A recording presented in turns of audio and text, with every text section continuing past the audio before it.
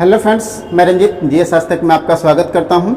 Smart strategy क्या होना चाहिए बीपीएससी के लिए, ताकि आप बीपीएससी में पीटी और मेंस दोनों क्वालिफाई कर पाए, आप ऑफिसर बन पाए। तो इसके लिए मैं स्मार्ट स्ट्रेटजी आप लोग के समक्ष लेकर आया हूं। स्मार्ट स्ट्रेटजी को जानने से पहले अगर हमारे चैनल पर नए हैं तो इसे सब्सक्राइब कर लें और बेल आइकन का बटन जरूर दबाएं, ताकि जो भी मैं वीडियो बनाऊं उसका नोटिफिकेशन सबसे पहले आपको मिल सके। तो दोस्तों, स्मार्ट स्ट्रेटजी जानने से पहले थोड़ा सा हम लोग ये जान लेते हैं कि बीपीएससी के सिलेबस क्या हैं। और सिलेबस में आप देखेंगे कि बीपीएससी के पीटी में 150 प्रश्न पूछे जाते हैं और ये 150 प्रश्न ऑब्जेक्टिव टाइप के होते हैं, बहुविकल्पीय प्रश्न होते हैं, जिसमें से आपको अगर आप 110 प्रश्न सही करके आते हैं तो डेफिनेट रूप से आपकी पीटी की रिजल्ट कोई नहीं रोक पाएगा।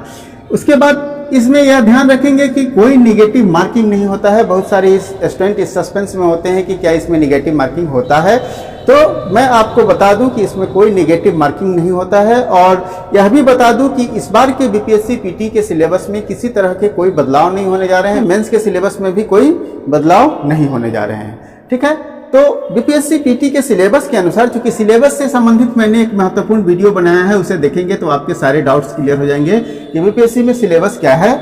तो सिलेबस के अनुसार आपके जो प्रश्न आते हैं, हिस्ट्री ज्योग्राफी से प्रश्न आते हैं, साइंस से प्रश्न आते हैं, पॉलिटी से प्रश्न आते हैं, इकोनॉमिक्स से प्रश्न आते हैं, बिहार से प्रश्न आते हैं, करंट अफेयर्स और मैथ रीजनिंग से प्रश्न आते हैं। हिस्ट्री में आप जानते हैं कि हिस्ट्री में आपको एंशिएंट, मेडिएवल और मॉडर्न तीनों हिस्ट्री से प्रश्न आते हैं। वही ज्योग्राफी में आपको यह बता दें कि वर्ल्ड ज्योग्राफी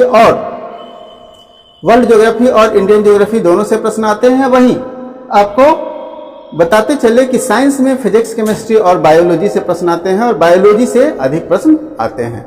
तो अगर हम बात करें प्रश्नों की संख्या की, तो हिस्ट्री में लगभग 35 से 40 प्रश्न पूछे जाते हैं। वहीं ज्योग्राफी में 18 से 20 प्रश्न आते हैं। साइंस में भी 18 से 20 प्रश्न आते हैं। पॉलिटी में 8 से 10 प्रश्न हर वर्ष पूछे जाते हैं। इकोनॉमिक्स में भी 8 से 10 प्रश्न पूछे जाते हैं। बिहार से 12 से 15 प्रश्न पूछे जाते हैं। करंट अफेयर से आपका 35 से 40 प्रश्न पूछे जाते हैं और मैथ रीजनिंग से 10 प्रश्न पूछे जाते हैं। तो आपका जो मैं स्मार्ट स्ट्रेटजी बता रहा हूं, तो डेफिनेट रूप से स्मार्ट स्ट्रेटजी में ये बात तो जरूर होना चाहिए कि हमें किन किन विषयों पर फोकस करना चाहिए ताकि पीटी क्वालिफाई कर पाए आसानी से। तो अगर पीटी क्वालिफाई करना है दोस्तों, तो डेफिनेट रूप से आपको हिस्ट्री, ज्योग्राफी, साइंस, बिहार और करंट अफेयर से अगर आप इन 5 सब्जेक्ट को फोकस करते हैं तो 125 प्रश्न आपको लाने से कोई नहीं रोक सकता है। और उसके बाद आप पॉलिटी की बात कर लीजिए, इकोनॉमिक्स की बात कीजिए और मैथ रीजनिंग की बात कीजिए, और इसमें आप 8 से प्रश्न हैं, ऐसे प्रश्न पूछे जाते हैं पॉलिटी में जो 8 में से 10 में से आपको 8 से 7 प्रश्न बन ही जाएंगे। तो अगर आप सपोज कीजिए कि आप इसमें से 6 प्रश्न बना पाते हैं, इकोनॉमिक्स करंट नेचर का होता है, तो करंट नेचर का होता है तो 10 में से आप 4 ही प्रश्न अगर बना पाते हैं, और मैथ रीजनिंग में से 4 से 5 प्रश्न आपसे आसानी से बन जाने वाला होता है, तो 5 प्रश्न कर लेते हैं। तो आप देखेंगे कि इस तरह से आप क्या हो गए कि लगभग 140 प्रश्न आप सॉल्व करने की स्थिति में आ गए नहीं। लेकिन मैं दोस्तों बताता हूं कि आप इस 125 प्रश्न में से ज्यादा कर पाएंगे तो आप लगभग 100 प्रश्न के आसपास में कर पाएंगे, ठीक है। अगर 100 प्रश्न में से इन प्रश्नों को अगर जोड़ दिया जाए तो आपके पास 120 प्रश्न सही हो जाएंगे। 120 प्रश्न सही हो जाएंगे, सोचिए। तब आपकी रिजल्ट को कौन रोक पाएगा? कोई नहीं रोक पाएगा आपके रिजल्ट को, और आप रिजल्ट होगा और आप मेंस की तैयारी करेंगे, डेफिनेट रूप से आप क्वालिफाई कर पाएंगे। तो इस प्रकार से हमें अगर स्मार्ट स्ट्रेटजी अपनाना है, स्मार्ट तरीके से काम करना है, क्योंकि बहुत सारे लोग हार्ड वर्क करते हैं, जैसे 8 से 10 घंटे पढ़ते हैं और 10 घंटे पढ़ने के बाद भी उनकी रिजल्ट क्या होती है? 0 होती है, उनकी रिजल्ट नहीं हो पाती है।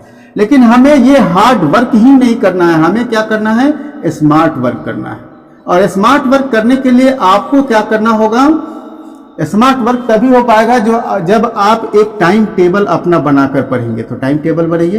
टाइम टेबल कैसे बनाना है इसके लिए मैंने वीडियो पहले ही बता चुका हूं, आप उस वीडियो को देखिए, अपना टाइम टेबल बनाकर पढ़िए। एक तो हो गया स्मार्ट वर्क के अंतर्गत टाइम टेबल बना लिए।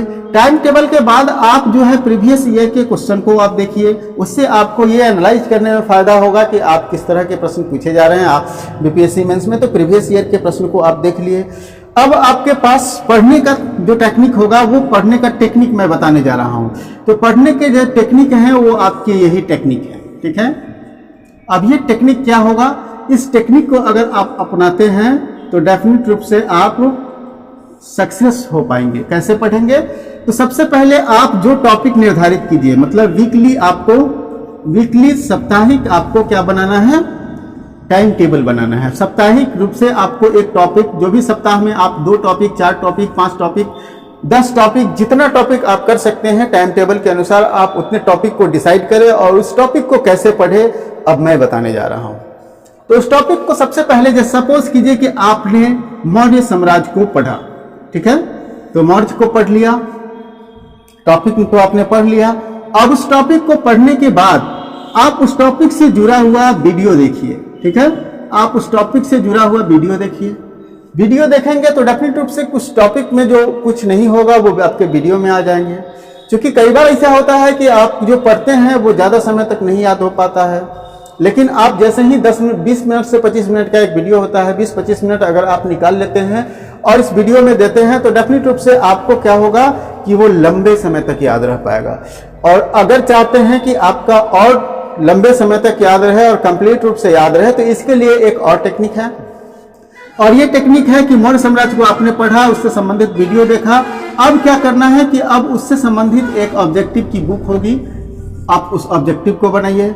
अब आप देख रहे हैं कि एक टॉपिक आपसे 3 बार होकर गुजर रहा है, मतलब आप एक टॉपिक को 3 बार पढ़ रहे हैं, रिवाइज कर रहे हैं।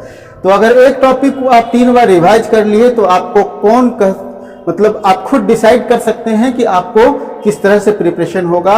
एक साथ 3-3 बार प्रिपरेशन, 3-3 बार आप एक टॉपिक को जब पढ़ेंगे तो डेफिनेट रूप से आपको वो टॉपिक लंबे समय तक याद रह पाएगा और आप लंबे समय तक उस टॉपिक को याद रख पाएंगे। तो ये टेक्निक है पढ़ने का। इसी टेक्निक को अगर अपनाते हैं तो डेफिनेट रूप से आपको फायदा होने वाला है।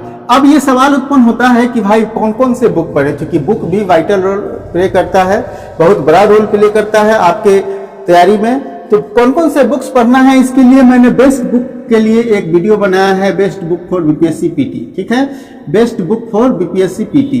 तो इस वीडियो को देखिए, आपको अब वहां से बुक ले लें, जो बुक बताया गया उस बुक को ले ले और यही टेक्निक के अनुसार पढ़े। अब आपने टेक्निक तो जान लिया कि पढ़ने का टेक्निक क्या है, स्ट्रैटेजी क्या है मेरी पढ़ाई का। अब आपको करना क्या है, अब आप पीएस और टीएस पर फोकस करना है। और ये पीएस टीएस क्या है, पीएस मतलब हो गया आपका प्रैक्टिस सेट। प्रैक्टिस सेट बनाएंगे सप्ताह में 2, 1 से 2 प्रैक्टिस सेट तो डेफिनेट रूप से बनाएंगे। सप्ताह में 1 से 2 प्रैक्टिस सेट बनाएं, 2 बना ले तो ज़्यादा बेहतर है। तो डेफिनेट रूप से प्रैक्टिस सेट भी आपको सावधानी पूर्वक चयन करना पड़ेगा, इसलिए कि बीपीएससी के जब वैकेंसी आ जाएंगे तो प्रैक्टिस सेट बहुत सारे मार्केट में आ जाएंगे और बहुत सारे प्रैक्टिस सेट ऐसे होते हैं कि अलूल जलूल प्रश्नों को भर देते हैं, ना बीपीएससी के गाइडलाइन को फॉलो करते हैं, ना बीपीएससी के जो प्रश्न पूछने का टेक्निक है उसको फॉलो करते हैं, और जो मन होता है रेलवे एसएससी के प्रश्न को भर देते हैं। तो वैसी सिचुएशन में आपकी वो प्रैक्टिस सेट आपके लिए उपयोगी नहीं हो पाएगा। इसलिए आप क्या करेंगे कि प्रैक्टिस सेट को डेफिनेट रूप से बढ़िया से देखेंगे। उसके बाद आप प्रैक्टिस सेट को देखकर खरीद लिए, अब 1 से 2 प्रैक्टिस सेट वीक में बना लेना है। उसके बाद आपको टेस्ट सीरीज ज्वाइन करना है। टेस्ट सीरीज आप ऑफलाइन या ऑनलाइन ज्वाइन कर सकते हैं, जो भी आप ज्वाइन कर सकते हैं, ऑफलाइन ऑनलाइन जो भी चाहें आप ज्वाइन कर सकते हैं। वीक में कम से कम 1 टेस्ट सीरीज जरूर दे। अब इस तरह से आप अगर तैयारी करते हैं तो मैं कहता हूं कि आपको 120 प्रश्न सॉल्व करने से कोई नहीं रोक सकता है। जब आप 120 प्रश्न सॉल्व कर पाएंगे तो डेफिनेट रूप से आपकी रिजल्ट होने से भी कोई नहीं रोक सकता है। तो इस प्रकार से दोस्तों हमारी इस स्मार्ट स्ट्रेटजी को आप समझ गए होंगे। इस स्ट्रेटजी को फॉलो कीजिए और डेफिनेट रूप से आप सफल होइए। दोस्तों अगर ये वीडियो पसंद आया हो तो लाइक कीजिए और दोस्तों के साथ शेयर कीजिए ताकि उन्हें भी इस वीडियो का लाभ मिल सके। तो आज के लिए इतना ही, फिर मिलते हैं अगले वीडियो।